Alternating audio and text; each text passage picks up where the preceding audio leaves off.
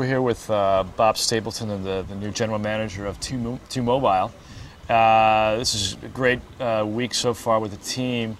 I'm kind of curious, tell us the backstory of how you got this job.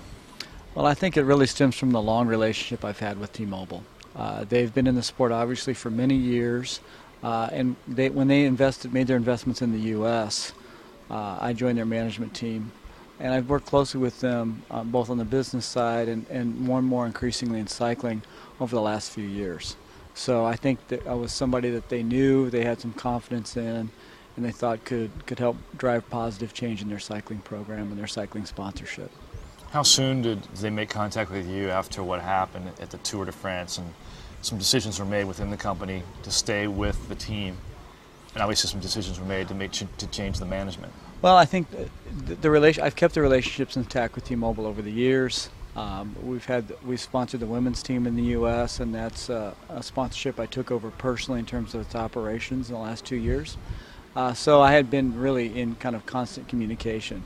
They had brought me in earlier in the year to try and look at what they were doing in their cycling programs and what they could do, better. Even before the Tour. Yeah, okay. Really going back to about the time of the World Championships in Madrid. Mm-hmm. So I started to provide kind of advice on the team's operations, its marketing, its branding, their activation of the sponsorship.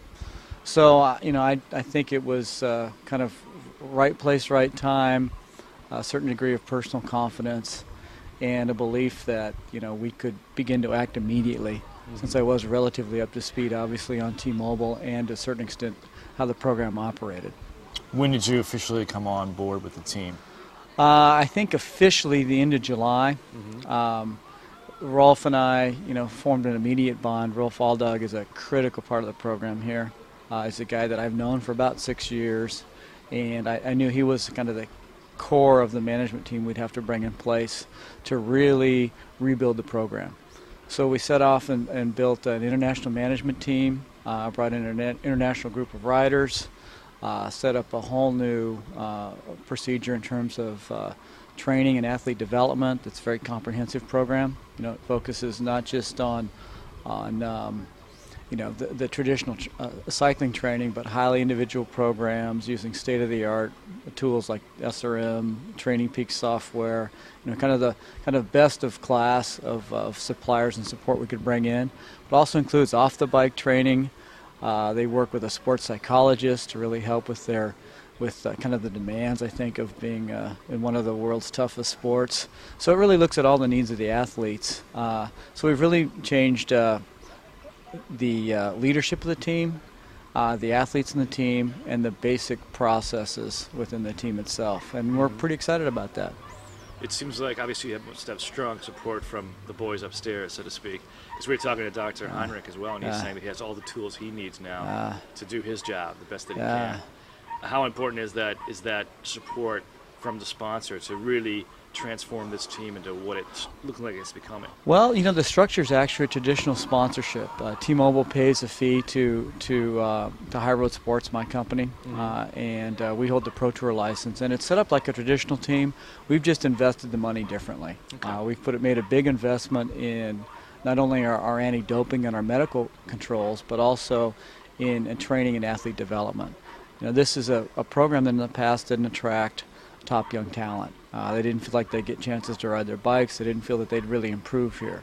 So that's something we felt we needed to change. And we want to be a place where top young talent internationally can come and perform. Obviously, we've got to focus on top young German talent, which I think we've been quite successful in bringing in. We've got Gerald Ciolek, the U23 national champion, a world champion, and we've got a strong group of promising young German athletes. I hope we can expand that recruiting and bring in the top athletes for wherever they may come from in the future. Mm-hmm.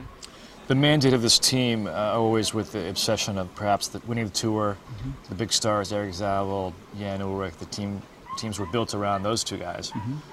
That's just been all taken away, obviously. Now the team comes into this season with much different kinds of goals. Yeah, I think our fundamental goal is to be competitive to the whole calendar. Obviously there's a focus on the Pro Tour races, but we race now from January to October.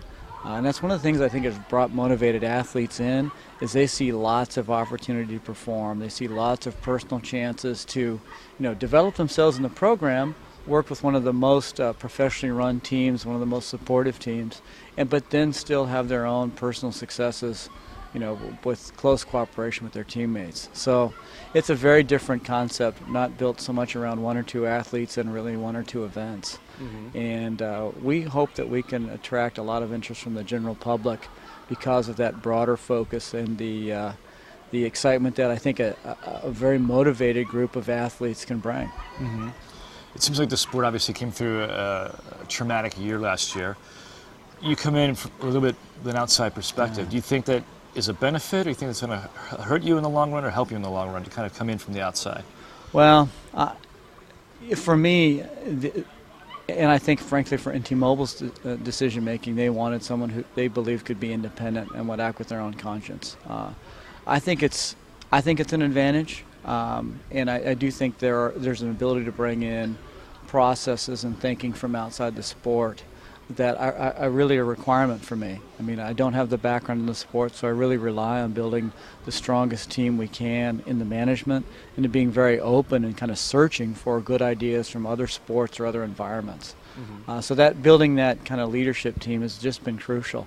And we function very much like a team. I think people are quite surprised when they see us interact. We're really trying to bring the best thinking and the best processes that we can from the entire experience base we've got. We've got really a top-notch training program. We've got a medical advisory group that oversees that.